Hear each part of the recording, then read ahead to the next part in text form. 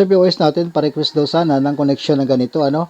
Mayroon siyang DVD player to mixer, tapos mixer to equalizer, tapos equalizer to amplifier 1 at saka amplifier to. So ganito ang magiging connection dito, idol, ano, kapag ganito ang gamit natin.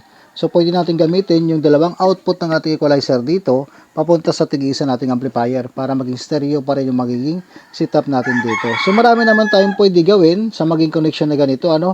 Nakadepende na lang yan sa atin kung ano ang gusto natin magiging setup. Sa bawat sound setup kasi natin dito, marami tayong pwede magagawa. So nakadepende yan. Kung di man tayo magkapareho ng setup, so nasa inyo naman yan kung ano kasi ang gusto nyong setup sa inyong sounds.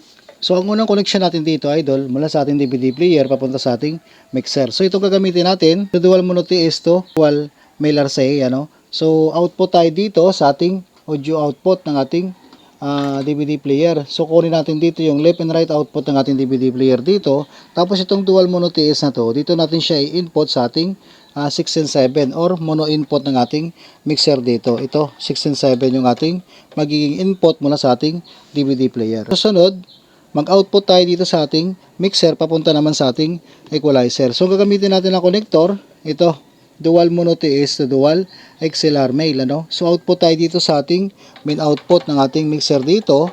Tapos itong XLR na to, i-input natin dito sa ating channel 1, channel 2 ng ating equalizer. So dito tayo mag-input. So halimbawa ito, channel 1, tsaka channel 2, dito tayo mag-input ng ating nanggagaling sa ating mixer. Ayan. So ngayon, gagamitin natin dito yung ating XLR, ano. So meron tayong dalawang output dito, meron tayong output na XLR at saka TS or PL, ano. So halimbawa, gagamitin natin itong XLR output ng channel 1 at saka channel 2 papunta sa nating amplifier. Tapos itong TS output naman, gagamitin natin ito papunta naman sa pangalawa nating amplifier. So naka-stereo pa rin tayo dito. Pwede gamitin natin ang sabay yung dalawang output na to para sa tig-isa nating amplifier. So unang connector na gagamitin natin, ito dual XLR female to dual male RCA. So output tayo dito sa ating XLR output ng ating equalizer. Ayan.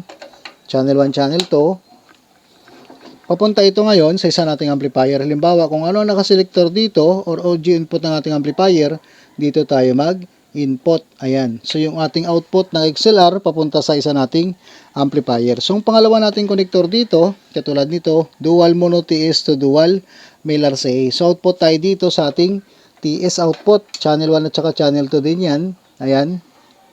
Papunta ito ngayon sa pangalawa nating amplifier, yung nasa baba nating amplifier. So katulad lang din yan kung ano ang selector nito or audio input ng ating amplifier, dito tayo mag-input para tamang selector ang ating magagamit dito. So tamang selector, tamang audio input sa bawat amplifier natin para magkakaroon ng signal yung bawat amplifier natin. So ito na yung ating connection, idol, sa ating DVD player, mixer, tapos equalizer to dual amplifier. So naka-stereo pa rin tayo dito, idol, ano.